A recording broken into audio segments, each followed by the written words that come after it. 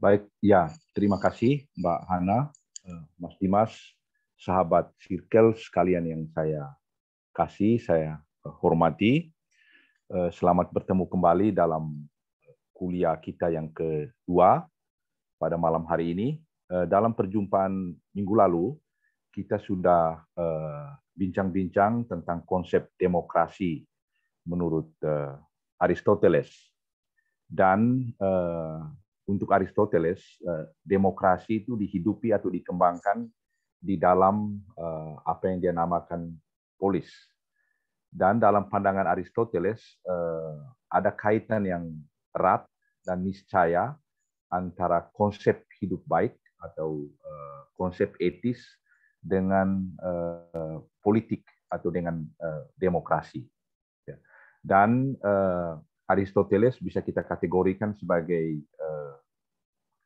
atau pandangan Aristoteles tentang demokrasi bisa kita kategorikan sebagai sebuah pandangan dalam masyarakat tradisional, dalam arti bahwa masih ada kaitan yang erat antara konsep etis tertentu dengan demokrasi, atau demokrasi tidak mungkin dibangun di atas tidak mungkin dibangun tanpa keterkaitan dengan pandangan tertentu tentang konsep hidup baik.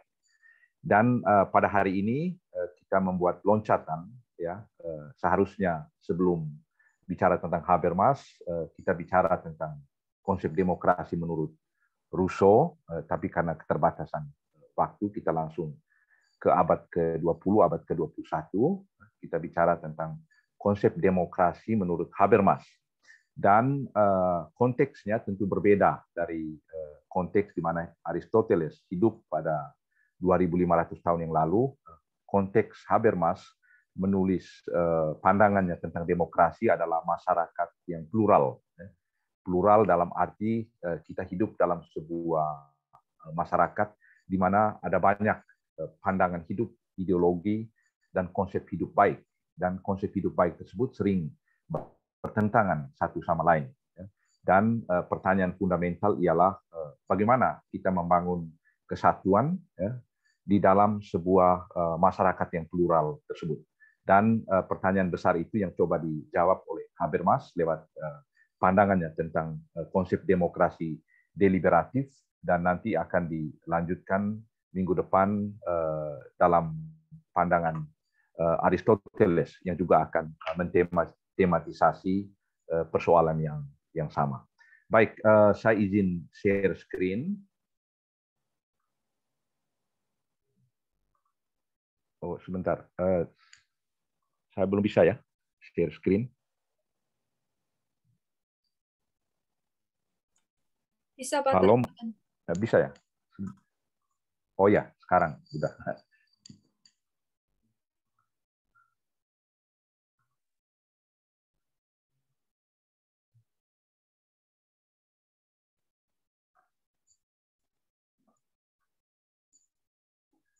Baik, jadi topik seperti tadi sudah disampaikan oleh moderator, topik pembicaraan kita pada malam hari ini adalah konsep demokrasi sebagai diskursus dan deliberasi menurut Jürgen Habermas. Pembicaraan saya atau presentasi saya akan dibagi ke dalam 5 bagian. Bagian pertama itu pendahuluan. Kemudian pada bagian kedua saya akan membicarakan konteks, ya, di dalamnya Habermas mentematisasi persoalan demokrasi, yakni konteks masyarakat plural atau pluralisme. Kemudian pada bagian ketiga saya akan membahas tesis pertama dari karya Habermas tentang demokrasi, yakni persoalan krisis masyarakat tradisional atau masyarakat tradisional yang bertransisi menuju masyarakat modern, dan hukum sebagai jalan keluar yang ditawarkan oleh Habermas untuk menyelesaikan persoalan tersebut. Dan di sini kita akan menggeluti pertanyaan utama, ya, dalam buku Habermas, itu bagaimana menciptakan integrasi sosial dalam kondisi masyarakat modern yang plural tersebut. Lalu pada bagian keempat saya akan membahas konsep demokrasi, negara, dan ruang publik. Lalu pada bagian terakhir, penutup, saya akan memberikan sejumlah apresiasi dan juga catatan kritis. Pertama, pendahuluan. Diskusi tentang filsafat politik abad ke-20 dilatar belakangi dengan tantangan totalitarisme yang telah menyebabkan pembantaian massal dalam Perang Dunia Pertama dan Dunia Kedua. Ada jutaan atau puluhan juta orang dibantai atas nama ideologi totaliter pada dua perang dunia tersebut. Sejumlah karya dalam filsafat politik menjadikan persoalan Perang Dunia Pertama atau totalitarianisme yang merundungi hidup masyarakat pada awal abad ke-20 dan para pemikir politik menjadikan ini sebagai topik atau objek refleksi filosofis yang mereka kembangkan. Dan hasilnya ialah mereka mempersoalkan sejumlah prinsip objektif dalam filsafat politik atau objektivitas prinsip-prinsip politik, seperti misalnya esensialisme yang diajarkan oleh Plato. Popper misalnya melihat kaitan erat antara esensialisme Plato dengan pandangan Hitler tentang politik. Lalu juga mereka mempersoalkan prinsip hukum sejarah perkembangan politik atau historisisme Hegel, dan juga konsep akal budi yang substantif atau substansial seperti yang diajarkan oleh Kant dan para pemikir pencerahan lainnya. Dan konsep-konsep ini dianggap sebagai syarat konseptual historis masyarakat tertutup dan kekuasaan totaliter. Jadi menurut mereka ada kaitan dengan pandangan politik yang substantif tersebut dengan munculnya sejumlah kekuasaan totaliter.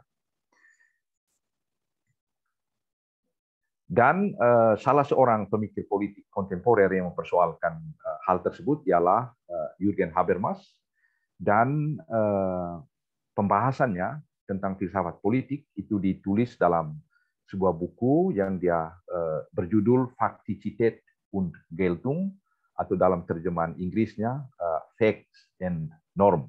Dan buku ini diterbitkan pertama kali pada tahun 1992 dan merupakan karya terpenting Habermas dalam bidang filsafat hukum. Dan dalam pembahasan saya hari ini, saya pertama-tama akan merujuk pada buku tersebut. Jadi bukunya seperti ini, dengan ketebalan 704 halaman. Dan versi Inggrisnya saya kira memiliki ketebalan yang sama juga. Seluruh uraiannya berorientasi pada konsep negara hukum demokratis yang selalu dikritiknya pada karya-karya sebelumnya. Kita tahu Habermas tergolong dalam mazhab atau dalam mazhab neo-Marxian, dan seorang pemikir neo-Marxis selalu kritis terhadap negara. Dan Habermas juga seperti itu. Dan ini adalah karya dia pertama di mana dia sebenarnya mengapresiasi adanya prinsip negara hukum demokratis. Kendati pun demikian, Habermas kendati pun dia berbicara tentang hukum positif, seluruh proyek emansipatoris yang menjadi motivasi dari seluruh proyek teoretisnya itu tetap dipertahankan. Jadi dimensi emansipatoris dalam seluruh karya Habermas itu tetap dipertahankan meskipun dia bicara tentang filsafat hukum atau hukum positif. Hal ini antara lain dirumuskannya dalam tesis dasarnya yang berbunyi, dia katakan kein Rechtsstaat ohne radikale Demokratie. Jadi tidak ada negara hukum tanpa demokrasi radikal. Dan demokrasi radikal untuk Habermas adalah sumber legitimasi dari sebuah negara hukum. Jadi tidak ada hukum tanpa demokrasi, atau demokrasi yang atau hukum yang legitim hanya mungkin merupakan hasil dari sebuah proses perdebatan demokratis. Ya. Tesis ini menggarisbawahi keyakinan dasar bahwa tatanan hukum dalam negara hukum demokratis selalu memiliki dimensi moralitas. Ya. Tapi perlu ditekankan bahwa Habermas tidak bicara tentang moralitas substansial seperti hukum kodrat dan lain-lain, tapi moralitas prosedural. Jadi moralitas atau sebuah hukum dianggap legitim secara moral kalau hukum tersebut merupakan hasil dari proses demokratis, ya, proses perdebatan, proses diskursus di mana semua orang bisa dilibatkan dalam proses pembuatan hukum tersebut. Para pemikir politik beranggapan bahwa demokrasi itu merupakan solusi untuk keluar dari cara berpikir totalitarian yang mewarnai politik atau suasana politik abad ke-20. Demokrasi diakui, diterima sebagai sistem yang legitim sejauh ia berpijak pada pendapat dan kehendak warga dan bukan pada konsep kebenaran, konsep hidup baik atau ideologi sebagai sumber otoritas politik satu-satunya. Jadi ini penting. Jadi demokrasi itu dianggap legitim karena dia berpijak pada kehendak rakyat dan bukan pada kebenaran, pada ideologi atau konsep hidup baik tertentu, seperti misalnya konsep hukum kodrat. Habermas lewat konsep demokrasi deliberatif atau diskursif ya, ingin mengembangkan sebuah konsep demokrasi prosedural. Konsep ini ingin memberikan jawaban atas persoalan legitimasi di tengah zaman yang ditandai dengan pluralitas konsep hidup baik. Prosedur demokratis pembuatan undang-undang bergantung pada warga negara yang terlibat aktif secara politis. Prosedur demokratis menurut Habermas merupakan jaminan legitimasi hukum dalam sebuah masyarakat plural. Di dalam masyarakat plural yang ditandai dengan kebinekaan tentang konsep hidup baik, maka legitimasi hukum tidak lagi merujuk pada konsep hidup baik tertentu, seperti misalnya pada hukum kodrat atau pada agama tertentu. Ya. Jadi sekali lagi, sumber dari legitimasi hukum itu adalah prosedur yang demokratis.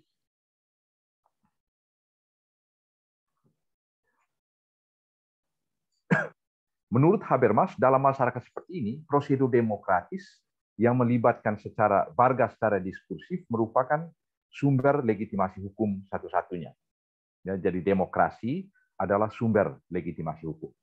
Karena itu institusi-institusi negara hukum hidup dari jaringan relasi komunikasi ruang publik politik dan tradisi liberal yang tidak dapat diciptakan oleh sistem hukum dengan daya kekuatannya sendiri. Dan itu diciptakan sendiri oleh masyarakat sipil. Habermas dalam karyanya ini coba mengangkat ke permukaan relasi dialektis ya, antara institusi-institusi politik dan ruang publik. Ya, jadi antara institusi politik dan publisitas.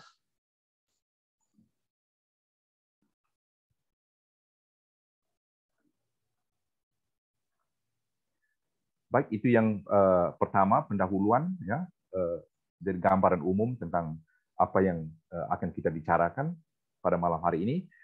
Lalu pada bagian kedua, saya akan menjelaskan ya persoalan pluralisme sebagai konteks di mana Habermas mengembangkan teori atau pandangannya tentang demokrasi dan juga tentang hukum serta negara hukum demokratis.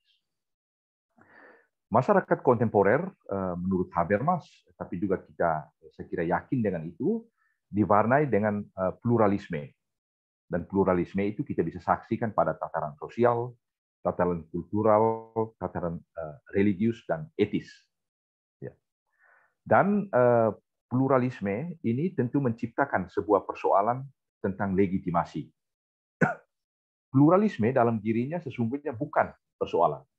Ia memiliki hak berada dan mengungkapkan sebuah nilai dalam dirinya. Jadi pluralisme itu sebenarnya bukan persoalan, tapi konsekuensi karena kita mengakui bahwa manusia itu adalah makhluk yang bebas dan setara. Dan karena dia bebas, dia memiliki peluang untuk menciptakan konsep hidup baik sendiri. Akibatnya muncul pluralitas pandangan hidup. Konsep pluralisme normatif ini berkelindang erat dengan individualisme metodologis dan etis yang memberikan basis legitimasi bagi tatanan demokrasi liberal. Jadi demokrasi itu mengandaikan kita mengakui pluralisme, mengakui individu sebagai makhluk yang bebas dan setara. Itu maksudnya. Individualisme dan pluralisme merupakan dua sisi dari satu mata uang yang sama. Jika individu seperti tampak dalam pergeseran dari paradigma tradisional abad pertengahan menuju paradigma modern tidak lagi dipandang sebagai bagian dari sebuah tatanan kosmos dan alam yang statis, maka pranata politis dimengerti sebagai sebuah kesepakatan dan konvensi rasional. Dan ini menandai teori politik abad modern. Jadi politik atau negara itu hasil dari sebuah kesepakatan, hasil dari kontrak sosial. Itu mulai dengan Hobbes, Locke, Rousseau, dan lain-lain. Dan Habermas masuk dalam tradisi ini. Legitimasi kesepakatan tersebut bersumber pada persetujuan individu sebagai sumber kekuasaan. Nah, ini penting. Pertautan liberal antara individualisme yang berarti kebebasan dan kesetaraan dengan sebuah jaringan norma memperkuat dinamika yang melunturkan tatanan kosmos yang statis tadi, atau pandangan masyarakat tradisional. Kebebasan setara manusia untuk melakukan apa yang disenangi, serta menghendaki apa yang rasional, yang berguna, dan baik, melahirkan proses individualisasi, pluralisasi, dan diferensiasi kepentingan, keyakinan, dan ideologi. Pluralisme sesungguhnya bukan sekedar sebuah faktum, sebuah kenyataan yang deskriptif, tapi juga sebuah idealisme etis. Akibatnya, setiap bentuk pembatasan atas faktum pluralitas membutuhkan basis legitimasi atau pendasaran tertentu. Jadi pluralisme itu bukan hanya kenyataan bahwa kita berbineka, tetapi pluralisme adalah sesuatu yang diperjuangkan, atau das solem. Prinsip Bhinneka Tunggal Ika misalnya. Dia memiliki dua dimensi itu. Itu dia mendeskripsikan kenyataan masyarakat kita, tapi juga sesuatu yang harus diperjuangkan. Kenapa kita perjuangkan itu? Karena kita mengakui bahwa manusia itu adalah individu yang bebas dan setara. Kita lihat sekarang tiga jenis. Kalau kita bicara tentang pluralisme, biasanya ada tiga pengertian yang berbeda. Atau pluralisme itu merujuk pada tiga pengertian yang berbeda. Yang pertama itu pluralisme itu dipahami secara deskriptif, sebagai gambaran dari kondisi masyarakat, apa adanya. Lalu yang kedua, pluralisme itu dimengerti secara normatif, artinya pluralisme adalah sesuatu yang diperjuangkan, idealisme etis yang diperjuangkan. Lalu pengertian ketiga, pluralisme dimengerti secara negatif. Kita lihat pengertian yang deskriptif. Pluralisme di sini menggambarkan kondisi masyarakat yang berbineka dan terdiferensiasi. Di dalam masyarakat demokratis, kebebasan berpikir dan berpendapat dijunjung tinggi. Setiap warga bebas memilih dan menentukan pandangan hidup, pekerjaan, atau pandangan politik sesuai dengan seleranya. Dalam konteks ini, pluralisme sebagai deskripsi keberagaman sosial yang faktis merupakan esensi sebuah masyarakat demokratis. Lalu yang kedua, pluralisme dipandang sebagai sesuatu yang normatif atau suatu nilai positif. Di sini pluralisme tidak diartikan secara deskriptif sebagai gambaran masyarakat heterogen, tapi dari sudut pandangan normatif diinterpretasi sebagai basis nilai sebuah kehidupan bersama. Justru karena setiap orang boleh bebas berpikir, bertindak, dan percaya, maka bisa muncul apa yang dinamakan sebuah masyarakat liberal, di mana manusia dapat hidup berdampingan secara damai satu di samping yang lain. Pluralisme di sini memastikan ikatan sosial dan ditafsir sebagai sesuatu yang diperjuangkan. Lalu yang ketiga, pluralisme mendapat atau diartikan secara negatif. Pluralisme dimengerti sebagai sesuatu yang negatif. Pluralisme di sini dipandang sebagai bahaya untuk kesatuan sosial.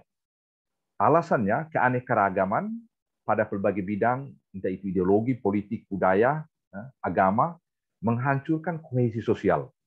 Pluralisme di sini ditafsir sebagai gejala lemahnya norma sosial atau ungkapan hilangnya norma kolektif. Dan ketakutan seperti ini sering dialami oleh masyarakat tradisional, dan dalam arti tertentu masyarakat kita, masyarakat Indonesia sering menginterpretasi pluralisme sebagai sesuatu yang negatif. Pluralisme merupakan simptom raibnya solidaritas sosial masyarakat kompleks. Egoisme, alienasi budaya, dan krisis solidaritas sering dikeluhkan, dan penyebabnya adalah pluralisme. Hancurnya negara atau prinsip-prinsip demokrasi dalam negara yang disebabkan oleh lobisme dan orientasi pribadi dalam pengambilan keputusan politik diduga berakar pada pluralisme ini.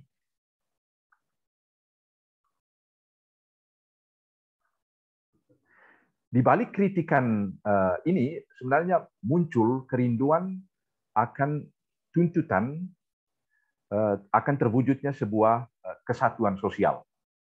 Ya, entah sebuah identitas kultural atau basis nilai politik-politik. Kritikan ini mengungkapkan tuntutan bahwa masyarakat liberal membutuhkan lebih dari sekedar kesetaraan formal. Tidak cukup kalau warga secara formal hanya memiliki hak-hak yang sama. Masyarakat juga membutuhkan sebuah pandangan kolektif yang bersifat substansial, sebab hanya dengan cara itu norma-norma sosial dapat diberi pendasaran. Para pemikir komunitarian misalnya menekankan pentingnya basis nilai etis bersama dari sebuah komunitas politik. Penjelasan tadi menunjukkan bahwa dalam masyarakat modern, proses individualisasi dan tuntutan komunitas selalu berada dalam tegangan. Jadi individualisasi yang menekankan kebebasan pribadi dan tuntutan akan solidaritas sosial. Dua hal ini selalu berada dalam tegangan dalam sebuah masyarakat modern atau masyarakat yang plural. Di satu sisi, otonomi dan penentuan diri merupakan ciri dasar yang masyarakat modern. Warga ingin membuat keputusan tentang hidupnya, kendati keputusan itu berseberangan dengan tuntutan common sense atau tuntutan komunitas. Di sisi lain, manusia selalu merupakan bagian dari sebuah komunitas bahasa, kultural, sejarah, politis, dan normatif. Jadi setiap kita selalu berada dalam tegangan tersebut. Jika dalam perspektif ini sebuah masyarakat tidak lagi menunjukkan kesatuan komunal, maka masyarakat tersebut berada dalam bahaya kehancuran atau sebuah kehidupan bersama yang damai bisa terancam. Dalam filsafat sosial misalnya, Isaiah Berlin antara lain membuat penelitian intensif tentang relasi antara pluralisme dan proses formasi komunitas. Isaiah Berlin berpandangan bahwa masyarakat modern dibangun atas dasar nilai kebebasan dan kesetaraan yang bersifat universal. Akan tetapi, kedua nilai dasar ini sering tidak berjalan harmonis dan bahkan dalam masyarakat plural berseberangan satu dengan yang lain.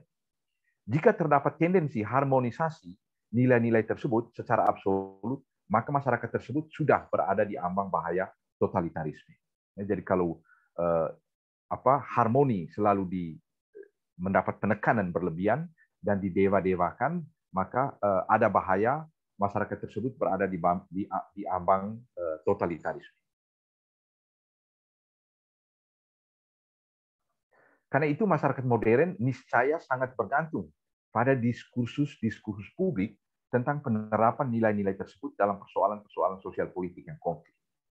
Diskursus tentang aplikasi nilai-nilai kolektif tersebut dalam situs konkret dapat menciptakan kohesi sosial. Jadi mau dikatakan yang mempertemukan kita itu sebenarnya bukan nilai-nilai substansial, tapi komunikasi atau diskursus yang kita bangun satu dengan yang lain. Namun penekanan berlebihan pada nilai-nilai kolektif mengandung bahaya munculnya politik identitas yang eksklusif dan intoleran. Kendati pun demikian, demokrasi tetap membutuhkan identitas kolektif dalam takaran yang wajar. Dalam membangun identitas kolektif tersebut, masyarakat plural sering menghadapi konflik nilai.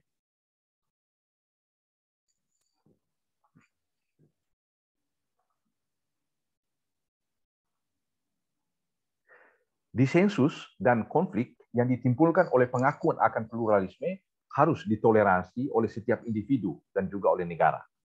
Dan paradigma konsensus dan demokrasi deliberatif yang dikembangkan oleh Habermas merupakan jawaban atas persoalan masyarakat plural tersebut. Ia coba menjawab pertanyaan tentang kemungkinan membangun identitas kolektif di tengah masyarakat plural yang terdiferensiasi secara ideologis, secara etis, kultural, dan religius. Kita lihat sekarang poin ketiga, dan sekarang kita masuk ke inti dari karya Habermas, Fakticität und Geltung. Dan bagian ini saya beri judul krisis masyarakat tradisional dan hukum. Krisis yang dimaksudkan ialah masyarakat tradisional itu diwarnai dengan sebuah masyarakat yang harmonis, masyarakat yang monolitis. Dia beralih menuju masyarakat modern, masyarakat kontemporer yang plural. Lalu pertanyaan, bagaimana identitas kolektif itu dijamin dalam sebuah masyarakat yang plural seperti itu. Dan jawaban yang diberikan oleh Habermas dalam buku Faktizitet dan Geltung adalah hukum. Hukum adalah jalan keluar.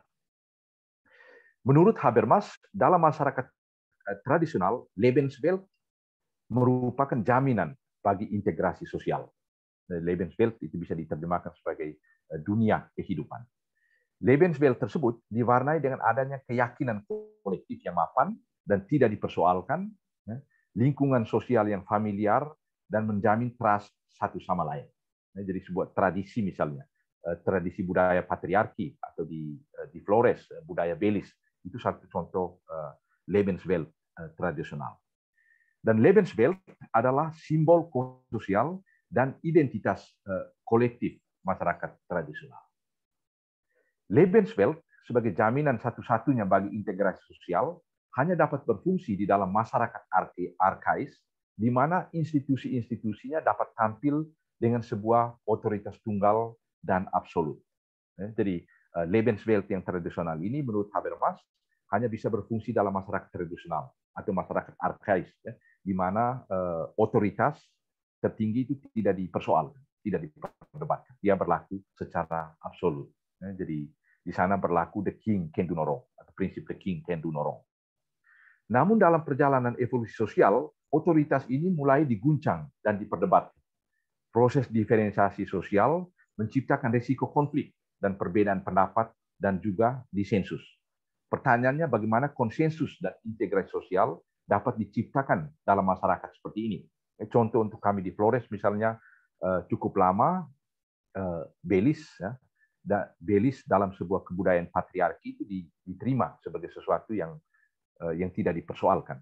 Dan dalam praktik budaya Belis itu yang terlibat dalam negosiasi Belis, Belis itu artinya emas kawin, itu hanya laki-laki, sedangkan perempuan mereka hanya ikut dan mendengarkan.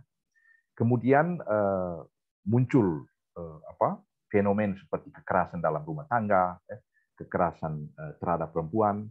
Lalu ada sekelompok orang yang membuat riset bahwa ada kaitan antara budaya Belis tadi, budaya emas kawin, dengan kekerasan dalam rumah tangga. Kemudian riset ini dalam arti tertentu mengguncang praktik budaya Belis. Kami misalnya lembaga kami di mana saya biasa terlibat pernah beberapa kali mengundang tokoh-tokoh adat dan kami mempresentasikan hasil riset tersebut bahwa ada kaitan antara budaya Belis dengan kasus kekerasan di dalam rumah tangga atau kasus kekerasan terhadap perempuan. Kemudian persoalan Belis juga ditafsir dalam cahaya atau teori kesetaraan gender dan konsep hak asasi manusia. Dan benturan nilai ini menimbulkan krisis terhadap Lebenswelt atau pengakuan budaya Belis yang diterima secara tradisional tersebut. Ya, itu maksudnya. Dan solusi satu-satunya menurut Habermas dari persoalan ini, ya, persoalan krisis Lebenswelt atau krisis budaya tradisional ini adalah dengan merujuk pada hukum. Jadi hukum adalah satu-satunya instrumen yang bisa mempertemukan pluralitas masyarakat kontemporer atau masyarakat modern. Hukum menurut Habermas memiliki 3 peran sentral. Yang pertama, hukum adalah instrumen yang menghubungkan faktisitas dan norma. Ya. Hukum adalah instrumen yang menghubungkan faktisitas dan norma. Lalu yang kedua, hukum adalah medium integrasi sosial yang terancam karena proses modernisasi dan baru dapat diselamatkan lewat proses sintesis antara Lebenswelt dan sistem-sistem. Dan sintesis tersebut dijalankan oleh hukum tadi. Lalu yang ketiga, peran hukum yang ketiga adalah hukum adalah medium integrasi sosial yang tidak dapat diciptakan lagi dengan kekuatan-kekuatan moral tradisional. Di sini hukum menyempurnakan moral atau bahkan menurut Habermas menggantikan moral sama sekali. Dalam hubungan dengan ini, solidaritas dalam hubungan dengan peran hukum tadi, solidaritas menurut Habermas memainkan peran sentral. Akan tetapi solidaritas yang dia masukkan di sini bukan solidaritas substansial yang lahir dari kerentanan manusia, tapi sebuah solidaritas prosedural. Atau salah seorang penafsir Habermas yang cukup terkenal namanya Alessandro Pinzani, dia menyebutnya sebagai solidaritas level kedua. Sebagai kekuatan integrasi sosial, solidaritas level kedua ini atau solidaritas prosedural ini merupakan salah satu dari 3 resources yang memenuhi kebutuhan akan integrasi sosial dan orientasi sosial bagi masyarakat modern. 2 resources lainnya adalah uang dan kekuasaan administratif. Uang adalah kode yang berfungsi dalam sistem ekonomi, sistem yang sangat kuat berperan atau berpengaruh dalam masyarakat modern, sedangkan kekuasaan administratif adalah simbol atau kode yang berfungsi di dalam sistem politik. Di sini kita menyaksikan bagaimana tegangan antara Lebensfeld dan sistem muncul ke permukaan, yakni dalam bentuk tegangan antara solidaritas di satu sisi dan uang serta kekuasaan birokratis di sisi lain. Dari antara ketiganya, menurut Habermas, solidaritas merupakan kekuatan integrasi sosial yang paling lemah. Di satu sisi, sistem ekonomi dan birokrasi lewat medium uang dan kekuasaan administratif cenderung mendominasi atau dalam bahasa Habermas mengkolonialisasi Lebensfeld. Di sisi lain, bertambahnya kompleksitas dan proses rasionalisasi masyarakat modern mempersempit peluang untuk memiliki potensi integrasi sosial dan solidaritas yang mencukupi. Akibatnya, muncul semacam lubang solidaritas yang hanya dapat diisi dengan instrumen hukum. Dan sebagai tanggapan atas proses rasionalisasi masyarakat modern, hukum memainkan peran ganda. Peran yang pertama ialah hukum tampil sebagai basis kepastian solidaritas sosial dalam masyarakat modern, di mana tatanan-tatanan sosial tradisional tidak mampu menjamin integrasi sosial. Ya. Artinya, jaringan interaksi sosial di mana konflik-konflik hingga kini dapat diselesaikan secara etis atas dasar kebiasaan, loyalitas, dan rasa saling percaya mengalami proses legalisasi. Misalnya di dalam masyarakat tradisional seperti di Flores, sering dulu kalau ada konflik antara suku atau konflik di dalam rumah tangga itu diselesaikan lewat mekanisme adat. Tetapi sekarang kekuatan mekanisme adat itu mulai lentur, mulai lemah, dan orang mulai lari ke hukum karena hukum dianggap memiliki kekuatan yang lebih. Karena nilai-nilai kolektif sudah raib, maka bukan konsensus tentang nilai-nilai kolektif yang dibangun, tapi tentang prosedur yang diatur secara hukum. Solidaritas di sini mengalami proses formalisasi menjadi semacam loyalitas prosedural yang mengatasi kelemahan motivasional yang marak dirasakan dalam masyarakat modern sekular. Sebab menurut Habermas, tanpa dukungan pandangan-pandangan metafisis dan religius, orientasi etis akhirnya hanya dapat diperoleh lewat proses argumentasi. Namun proses argumentasi atau etika yang dibangun di atas prosedur argumentatif memiliki daya motivasional yang lemah, tidak kuat seperti etika agama atau etika metafisis misalnya. Karena itu kita sulit sekali meyakinkan orang secara argumentatif untuk bertindak patriotistis atau untuk menjadi martir misalnya. Untuk menjadi martir hanya mungkin lewat motivasi religius, tidak bisa dengan penjelasan rasional. Atau seorang teroris yang mau menghabiskan nyawanya, itu kan sulit diyakinkan secara rasional. Dia harus memiliki motivasi emosional, entah itu berlatar belakang religius atau hal-hal lain. Dan karena etika rasional tadi memiliki motivasi yang lemah, dia harus dibantu oleh aturan-aturan ketat, dan di sini hukum memainkan peran penting. Dia mengisi lowong yang ditinggalkan oleh agama dan argumentasi metafisis tadi. Lalu yang kedua, tugas hukum ialah mencegah terjadinya proses kolonialisasi Lebensfeld. Tadi saya jelaskan bahwa masyarakat modern itu mengalami patologi, yakni kolonialisasi Lebenswelt terhadap oleh hukum, oleh ekonomi atau oleh uang dan kekuasaan birokratis. Ya. Dan untuk mengatasi ini, maka hukum memainkan peran penting.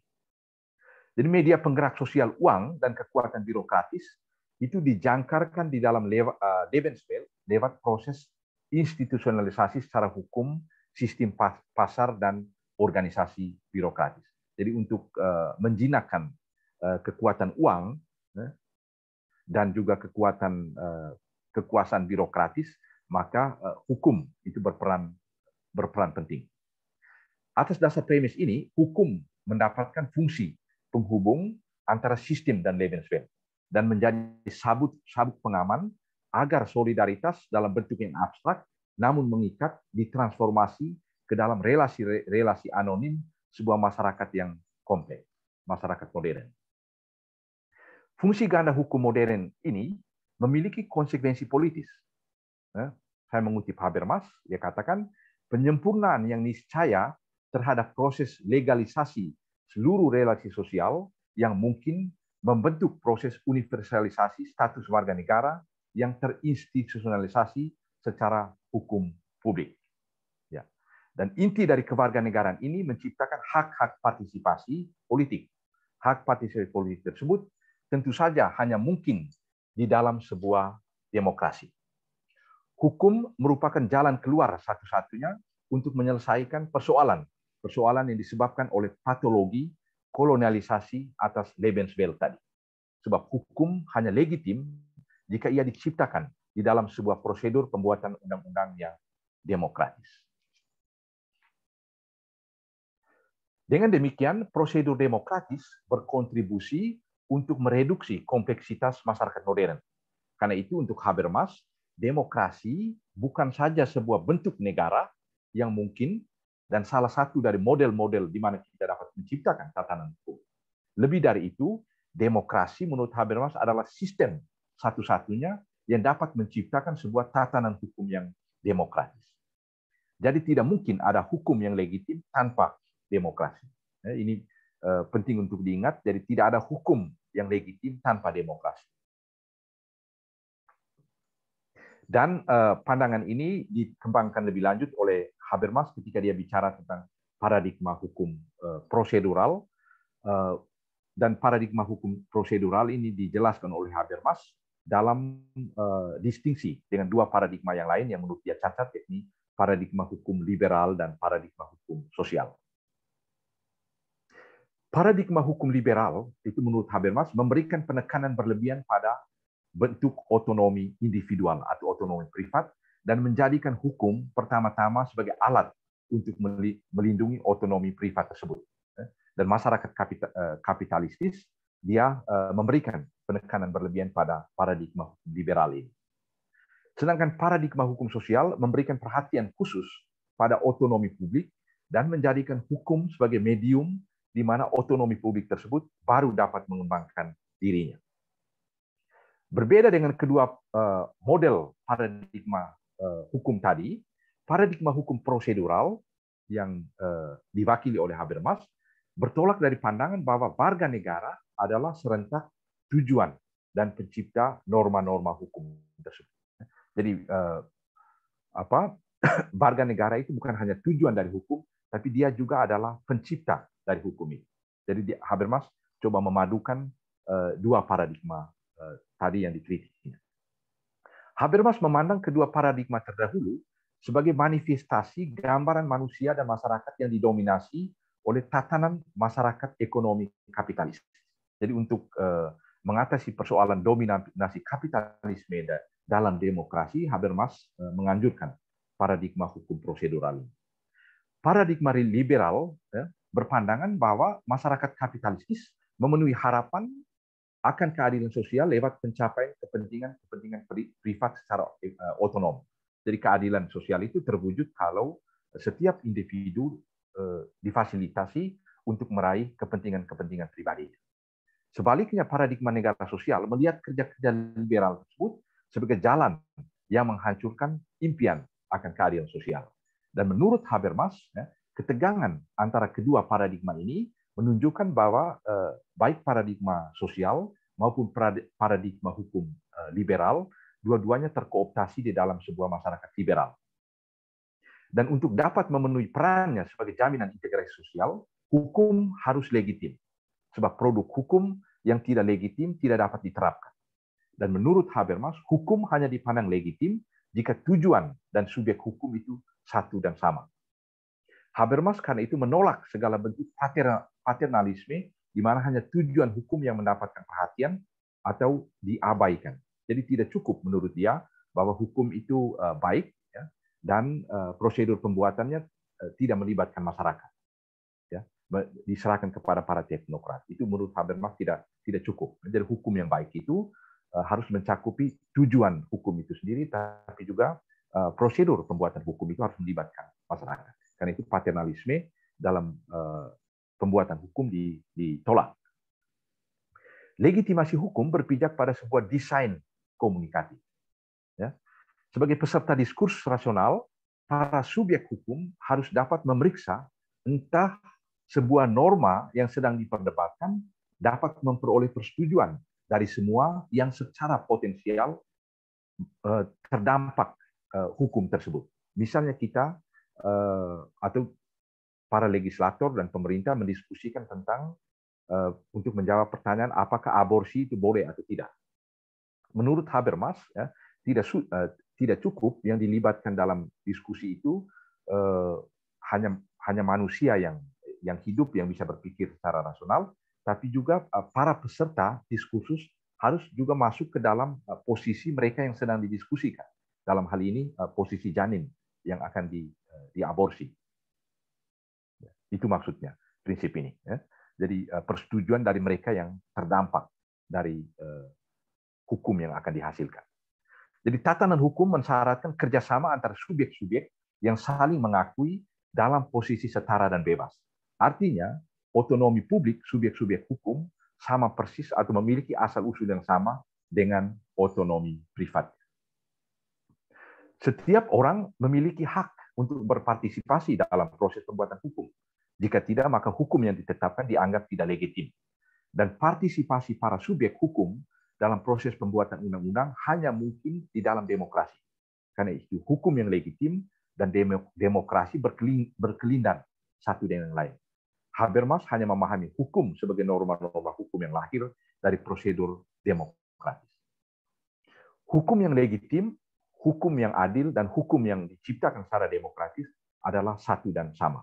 Jadi kita tidak bisa bicara tentang hukum yang adil dan hukum yang legitim tanpa sebuah proses demokrasi. Dengan demikian, terdapat relasi timbal balik antara instansi pembuat undang-undang yang legitim dan publik. Dan publik ini mau mengungkapkan dimensi demokratis dari proses pembuatan hukum tadi.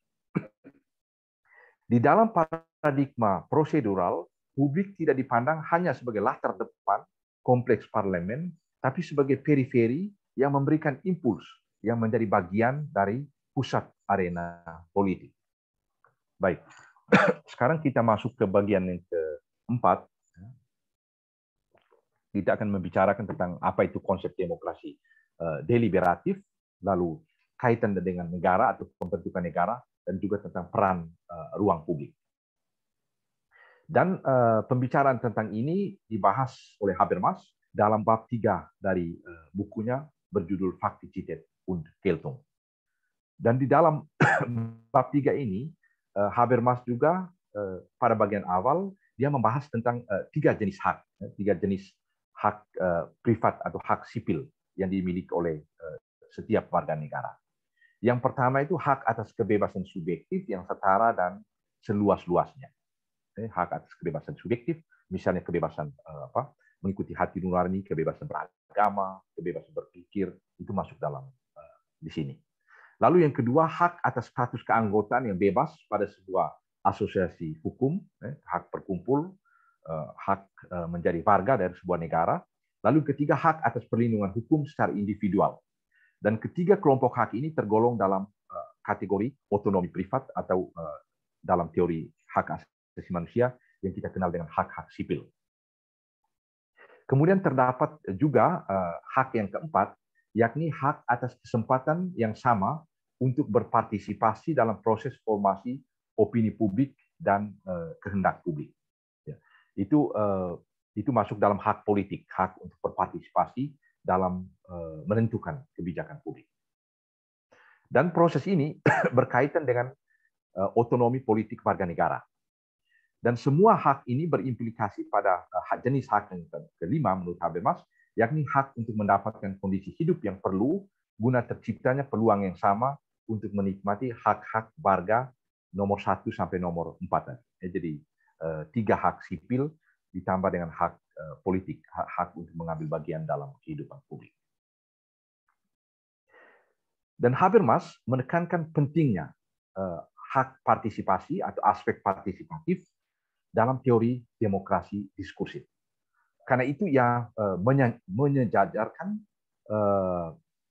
prinsip partisipasi atau dalam bahasa Habermas ya, bara api demokrasi dengan 3 hak sipil yang tadi disebutkan. Memang diakui bahwa 3 kategori hak sipil itu merupakan sesuatu yang terberi atau sesuatu yang kodrati dalam pengertian teori hak asasi manusia yang tradisional. Bahwa ketiganya, terutama hak atas kebebasan, mendahului otonomi politik. Itu pandangan yang biasanya kita anut.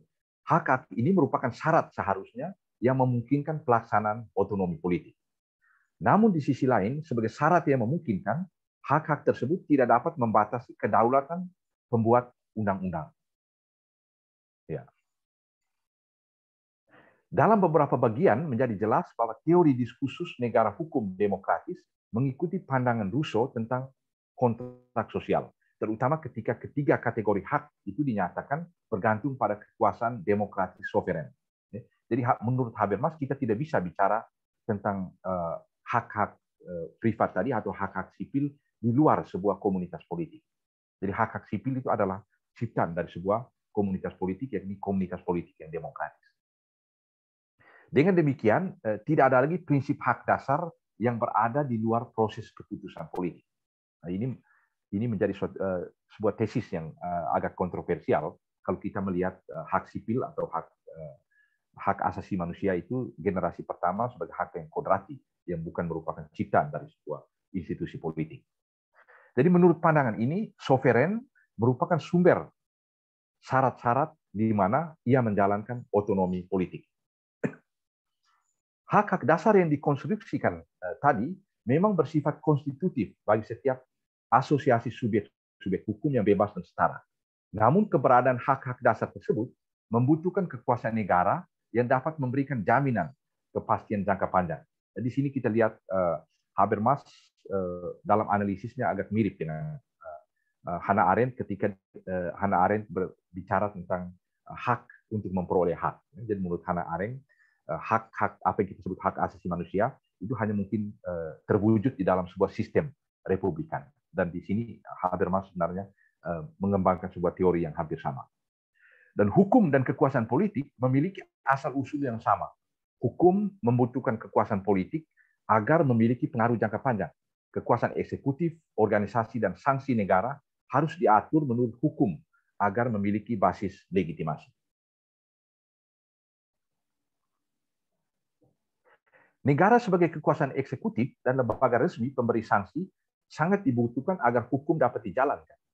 Negara juga dipandang urgen sebab komunitas hukum membutuhkan kekuatan yang menstabilisasi identitas dan juga lembaga hukum yang tertata dengan baik. Negara juga berperan untuk menjamin dan memfasilitasi terjadinya proses formasi kehendak publik. Proses horizontal yang telah membentuk warga sebagai sebuah komunitas hukum kini bertransformasi menjadi secara vertikal menuju proses pembentukan organisasi bernama negara. Jadi sebelumnya pembuatan hukum itu berlangsung secara horizontal, ya, dan proses diskusi antara warga tadi membentuk sebuah komunitas politik, dan sekarang komunitas politik itu mendirikan apa yang disebut dengan negara. Jadi pergerakannya menuju ke arah yang agak vertikal. Negara di sini merupakan perwujudan institusional dari praksis penentuan diri para warga negara. Pada saat yang sama, proses institusionalisasi menciptakan ruang bagi pembentukan opini secara informal di ruang publik politik, ruang bagi partisipasi politik di dalam dan di luar partai politik. Habermas menamakannya kekuasaan yang terbentuk secara komunikatif dari forum-forum dan perkumpulan yang dapat menghubungkan kekuasaan administrasi negara dengan kehendak warga negara. Dengan demikian, prinsip sovereinitas bangsa tidak lagi terungkap lewat sebuah perkumpulan para warga yang konkret, tapi dalam lingkaran jaringan komunikasi anonim lewat sirkulasi pertimbangan dan keputusan yang tertata secara rasional. Jadi menurut Habermas, identitas sebuah bangsa itu bukan karena mereka mengenal satu dengan yang lain, atau mereka memiliki latar belakang etnis dan agama yang sama, tapi karena mereka berkomunikasi tentang topik yang sama. Jadi saya dapat mengidentifikasi diri sebagai warga negara Indonesia, dan juga saudara saya yang di Papua atau di Jakarta juga menjadi warga negara Indonesia atau mengidentifikasi dirinya sebagai warga negara Indonesia, bukan karena mereka atau kami mengenal satu sama lain secara pribadi, tapi kami memperbincangkan atau mengkomunikasikan topik yang sama, dan perbincangan itu yang membentuk identitas kita sebagai warga negara yang bernama Indonesia itu. Habermas di sini kembali berbicara tentang peran sentral ruang publik. Ruang publik adalah jaringan komunikasi atau sirkulasi substansi dan opini. Komunikasi opini tersebut mengalami proses filterisasi dan pemadatan sehingga terbentuklah opini publik yang berisikan tema-tema tertentu. Sebagai sebuah rambu-rambu peringatan, rambu peringatan atau warning system, menurut Habermas, ruang publik berperan mentematisasi topik-topik tertentu, kendati memiliki kapasitas terbatas untuk mengelola persoalannya sendiri. Misalnya, sistem politik, dia bicara tentang revisi Undang-Undang KPK. Lalu publik tidak setuju dengan revisi Undang-Undang KPK, lalu menurut publik yang paling urgen itu adalah pembahasan RUU PKS misalnya. Jadi di sini kita lihat ada ketegangan antara politik ya institusional dan politik informal, dalam hal ini politik yang berjalan di dalam ruang publik. Apa itu ruang publik? Pada tempat pertama menurut Habermas, ruang publik adalah jaringan komunikasi di mana terjadi pertukaran pandangan dan opini. Jadi ruang publik adalah sebuah jaringan komunikasi di mana orang berdebat atau bertukar pikiran tentang pandangan dan opini. Perlu digarisbawahi bahwa hanya opini yang memenuhi kriteria tertentu dapat menjadi opini publik yang sesungguhnya. Jadi tidak semua opini dapat menjadi opini publik. Namun setiap pandangan berpotensi menjadi opini publik. Hal tersebut sangat bergantung pada syarat-syarat komunikasi yang dapat mendorong perhatian publik kepada topik tersebut. Contoh, selama penghancuran hutan tropis hanya menjadi topik pembicaraan sekelompok kecil aktivis lingkungan hidup, maka hal itu tidak dapat dikatakan sebagai opini publik, tapi pendapat pribadi dari masing-masing individu. Ia menjadi opini publik ketika hal tersebut ditematisasi oleh jaringan masyarakat yang lebih luas, entah masyarakat itu mendukung atau menentang pengerusakan hutan tropis. Namun perhatian publik yang luas terhadap topik tertentu ansih belum merupakan kriteria yang mencukupi bagi pembentukan publisitas.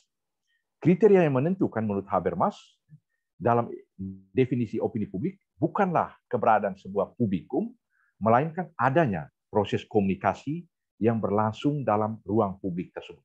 Jadi yang menentukan publisitas dari sebuah topik ialah proses komunikasi yang melibatkan masyarakat yang lebih luas. Konsep publisitas sedikit bergeser jika ditempatkan dalam konteks politik atau proses pengambilan keputusan politik. Proses ini selalu berlangsung di dalam komunitas terbatas.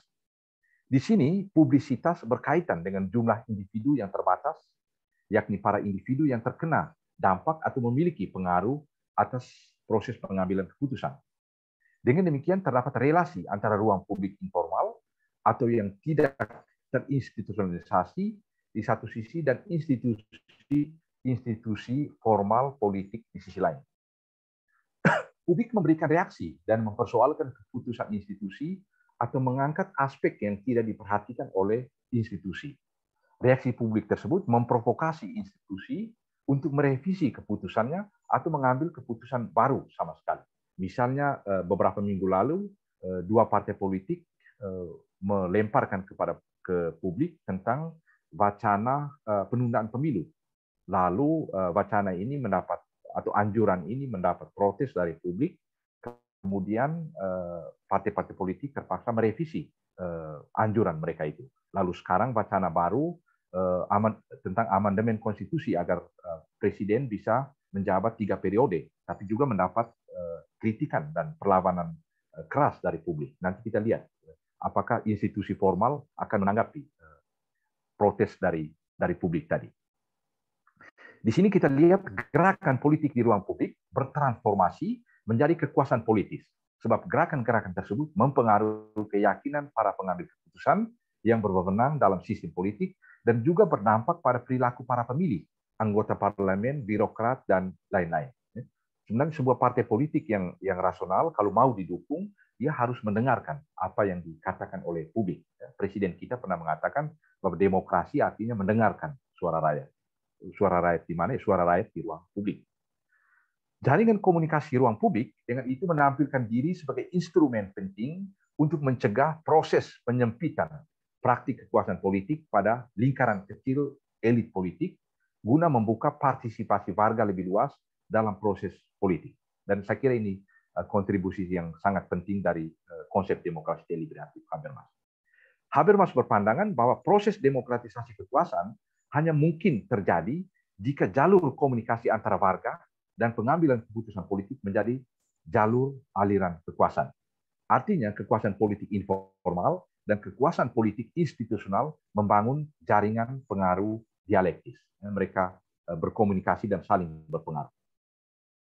Uraian tadi menunjukkan bahwa publisitas bukan sekedar forum pertukaran pendapat sederhana, melainkan unsur dasaria dari sebuah demokrasi. Atau dalam rumusan Habermas sendiri, Habermas katakan kein Rechtsstaat ohne radikale Demokratie. Jadi tidak ada negara hukum tanpa demokrasi radikal. Dan sumber legitimasi dari negara hukum itu adalah demokrasi yang radikal. Dan demokrasi radikal itu terungkap lewat partisipasi aktif warga di dalam ruang publik yang berdampak pada proses pengambilan keputusan tentang kebijakan publik. Pandangan ini merupakan kritik atas konsep institusional tentang demokrasi. Dalam pengertian institusional, konsep demokrasi dipersempit menjadi perkara institusional semata, di mana pendapat warga hanya dapat disalurkan lewat institusi-institusi politik formal seperti pemilu, referendum, partai politik, dan lain-lain. Dan Habermas memperluas pandangan politik yang terlalu sempit tadi. Habermas sebaliknya berpendapat bahwa proses transformasi opini publik menuju kekuasaan politik harus berlangsung secara terus-menerus. Demokrasi yang otentik mengandaikan adanya publisitas yang berfungsi dan budaya politik yang demokratis. Sebab, menurut Habermas, institusi-institusi kebebasan berbasis hukum akan ambruk tanpa inisiatif warga yang menghayati kultur kebebasan tersebut. Jadi Habermas menekankan pentingnya partisipasi masyarakat sipil. Dan tanpa masyarakat sipil yang aktif, maka demokrasi tidak mungkin hidup. Tentang pentingnya peran masyarakat sipil yang berpartisipasi dalam ruang publik untuk menciptakan demokrasi yang lebih berkualitas, itu diulas lebih lanjut oleh Habermas dalam sebuah konsep yang penting yang dia beri nama itu Verfassungspatriotismus atau patriotisme konstitusi. Jadi kecintaan terhadap negara itu menurut Habermas itu diungkapkan lewat kecintaan terhadap konstitusi. Jadi kalau kita bicara tentang NKRI harga mati misalnya, itu harus diungkapkan lewat kecintaan kita terhadap konstitusi dan bukan dengan cara misalnya membunuh saudara-saudari kita yang ada di Papua. Dan konsep ini diambil alih oleh Habermas dari seorang pemikir politik Jerman bernama Dolf Steinberger yang menulis buku ini pada tahun 70-an atau mengembangkan konsep. Apa itu Verfassungspatriotismus? Menurut Habermas, patriotisme konstitusi itu merujuk pada sebuah pandangan bahwa kultur politik sebuah bangsa itu terkristalisasi di dalam konstitusi negara tersebut. Artinya, identitas sebuah bangsa dibangun lewat prinsip-prinsip yang terkandung di dalam konstitusi dan bukan saja ditenun dari elemen-elemen kesamaan sejarah, wilayah geografis, bahasa, tradisi kultural, latar belakang etnis, agama, dan lain-lain. Ya, jadi kita lihat dengan mengembangkan konsep patriotisme konstitusional ini, Habermas menganjurkan sebuah konsep kewarganegaraan yang cair. Jadi identitas kewarganegaraan kita itu tidak ditentukan oleh kesamaan etnis atau kesamaan agama atau kesamaan darah, tapi oleh kesetiaan kita kepada konstitusi. Jadi kita lihat ini sebuah konsep patriotisme yang prosedural.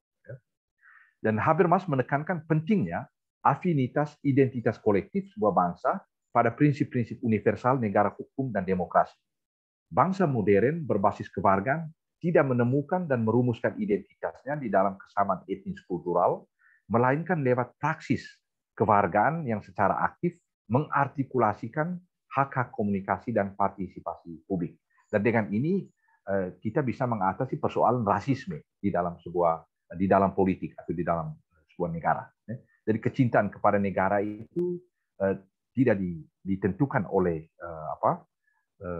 kesetiaan untuk menjaga kemurnian etnis atau kemurnian ajaran agama atau ideologi, tetapi lewat kesetiaan kita kepada konstitusi, kepada undang-undang. Atau contoh yang sederhana, saya mencintai Indonesia dengan cara misalnya rajin atau setia membayar pajak, dan bukan dengan hal-hal yang lain, melarikan pajak ke Panama atau praktik-praktik serupa. Di sini tampak bahwa unsur-unsur kewargaan Republikan membebaskan diri dari ikatan komunitas prapolitis yang terintegrasi lewat kesamaan asal-usul etnis, tradisi, dan bahasa. Republikanisme Habermasian berpijak pada basis argumentasi bahwa otonomi politik merupakan tujuan dalam dirinya yang tidak dapat digapai dengan cara merealisasikan interese privat masing-masing individu, melainkan lewat partisipasi politik semua dalam sebuah praksis intersubjektif. Artinya, tidak seorang pun dapat hidup bebas dengan cara mengorbankan yang lain. Sebab kebebasan seorang individu terhubung dengan kebebasan individu-individu lain, tidak saja dalam pengertian kebebasan negatif liberal. Untuk masyarakat pasca tradisional, menurut Habermas, model republikanisme ini dibangun atas dasar patriotisme konstitusi. Sebab hanya patriotisme konstitusional yang mampu mengembangkan sensibilitas terhadap keanekaragaman dan sekaligus kesatuan pandangan-pandangan hidup berbeda yang berkoeksistensi dalam sebuah masyarakat multikultural. Jadi menurut Habermas, patriotisme model ini bisa memfasilitasi kesatuan dalam kebinekaan atau keberagaman dalam kesatuan.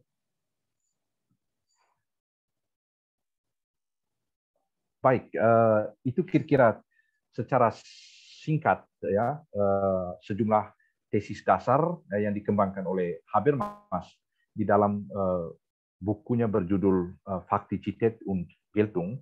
Dan sekarang saya memasuki bagian terakhir dari ulasan ini. Saya coba memberikan satu dua apresiasi dan juga kritikan atas konsep Habermas. Mungkin bukan sebuah kritikan yang final, tapi sebagai sebuah pancingan untuk diskusi lebih lanjut. Model demokrasi deliberatif itu memiliki sejumlah kekuatan dan juga kelemahan. Kekuatannya ialah dia menghidupkan kembali ruang publik masyarakat sipil. Dalam sebuah masyarakat plural yang antara lain diwarnai dengan pluralitas pandangan hidup, pluralitas moral, legitimasi hukum tidak dapat lagi merujuk pada sebuah substansi moral tertentu, entah itu hukum kodrat atau pandang agama tertentu. Untuk mengatasi persoalan legitimasi ini, Konsep demokrasi diskursif atau deliberatif menawarkan legitimasi prosedural lewat partisipasi diskursif masyarakat sipil di ruang publik. Kebijakan hanya memiliki basis legitimasi jika mendapat dukungan dari publik, terutama publik yang terdampak dari kebijakan tersebut. Demokrasi deliberatif juga relevan sebagai sebuah kekuatan antagonistik terhadap konteks demokrasi Indonesia yang menurut para ahli sedang dikooptasi oleh para oligark. Demokrasi deliberatif dapat menyediakan instrumen teoritis guna meningkatkan kualitas partisipasi publik dalam menghadapi kekuasaan oligarkis tersebut. Dengan merevitalisasi ruang publik, ya, dengan itu rakyat itu diberi ruang untuk menyampaikan pendapat secara berkualitas. Titik lemahnya ialah bahwa apa yang berkembang di ranah masyarakat sipil itu tidak selalu bersifat demokratis. Ada juga kelompok-kelompok ekstrim, ya, yang tidak bersedia untuk mendengarkan pandangan yang lain atau menggunakan kekerasan fisik untuk menggolkan pandangan. Dan itu kelompok-kelompok yang anti demokratis. Dan itu hidup juga di dalam masyarakat sipil. Dalam masyarakat sipil terdapat juga kelompok kepentingan yang ingin menguasai opini publik. Juga terdapat sejumlah gerakan populistik yang anti-demokratis. Di sana terdapat kepentingan-kepentingan terselubung yang jauh dari ideal rasionalitas dan keadilan diskursus. Diskursus adalah sebuah kondisi ideal. Salah satu kondisi ideal tersebut ialah inklusi semua yang berkepentingan. Setiap peserta diskursus memiliki kesempatan untuk berbicara dan kesempatan untuk didengarkan yang sama. Adanya kesungguhan untuk mentaati kata-katanya sendiri dan adanya kehendak untuk berkomunikasi. Apakah idealitas ini sesuai dengan idealitas diskursus politik? Ada beberapa catatan kritis. Yang pertama, ideal konsensus yang ditawarkan dalam proses diskursus dinilai tidak realistis atau terlalu tinggi. Yaitu pandangan dari cukup banyak ahli. Diskursus pada prinsipnya berfungsi menciptakan konsensus lewat komunikasi atau berbincang. Namun setiap komunikasi selalu bersifat ambivalen. Komunikasi bisa saja menciptakan kesepahaman, tapi tidak jarang juga berujung pada ketidaksepahaman atau salah paham. Aristoteles misalnya, sudah kita bahas minggu lalu, dengan ungkapan zoon, logon, echon, berasumsi dan yakin bahwa manusia bergerak dari komunikasi menuju pembentukan komunitas. Jadi communication menciptakan community menurut Aristoteles. Bahasa yang sama akan melahirkan identitas yang sama dalam sebuah komunitas politik atau polis. Akan tetapi pada abad modern kita belajar dari Thomas Hobbes, ya, Thomas Hobbes justru menunjukkan kenyataan sebaliknya. Perang antara konvensi selama 30 tahun yang menghancurkan seluruh Eropa, menurut Hobbes, membuat Hobbes itu tidak yakin dengan kemampuan bahasa menciptakan konsensus dan komunitas. Perang antara gereja Katolik dan gereja Protestan ini berawal dari tafsiran yang berbeda atas kitab suci dan ajaran gereja. Dan Hobbes dalam Leviathan menulis, itu dia katakan, lidah adalah trompet perang dan pertentangan. Lidah adalah trompet perang dan pertentangan. Kedua filsuf ini benar, Aristoteles dan Hobbes. Komunikasi selalu ambivalen. Dia dapat menciptakan kesadaran kolektif jika didahului dengan kehendak untuk saling pengertian. Jika tidak, bahasa dapat menghancurkan kehidupan bersama. Lalu yang kedua, model diskursus bergantung pada harapan yang terlalu tinggi akan rasionalitas. Untuk bidang politik, model ini dianggap terlalu rasionalistis, terlalu dekat pada paradigma diskursus ilmu pengetahuan. Sementara itu, komunikasi politik hanya dalam arti terbatas dipandang sebagai pertukaran gagasan argumentasi. Tentu benar, dan ini merupakan keunggulan model diskursus bahwa pasar harus dipisahkan dari forum-forum diskusi politik. Diskursus politik harus mengambil jarak dari bahasa iklan serta lobby untuk kepentingan-kepentingan tertentu. Idealnya, diskursus politik terdiri dari tukar-menukar gagasan disertai alasan-alasan yang masuk akal. Akan tetapi harus disadari bahwa tukar-menukar gagasan dengan argumentasi yang memadai dalam diskusi politik tidak sama dengan praktik ilmu pengetahuan. Dalam ilmu pengetahuan, argumentasi-argumentasi yang dikemukakan berhubungan dengan komunitas ilmiah tanpa batas tanpa ada batas dari para ilmuwan dan penafsir. Sedangkan dalam politik, diskusi selalu berkaitan dengan ruang-ruang komunikasi politik di tingkat lokal, tingkat regional, dan nasional. Dalam ilmu pengetahuan, sebuah tema selalu dapat didiskusikan secara baru. Dalam politik, satu tema memiliki batasan aktualitasnya. Dalam ilmu pengetahuan, eksperimen merupakan kriteria utama dalam berargumentasi. Sementara dalam politik, eksperimen ada batasnya.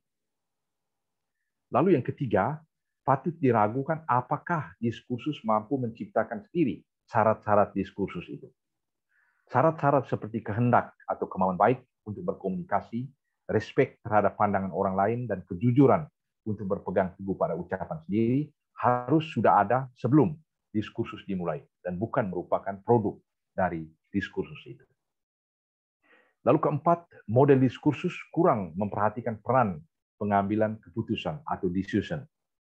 Sementara dalam politik, setiap pembicaraan harus bermuara pada tindakan atau pengambilan keputusan. Pada akhir setiap diskursus politik yang berkepanjangan selalu ada voting.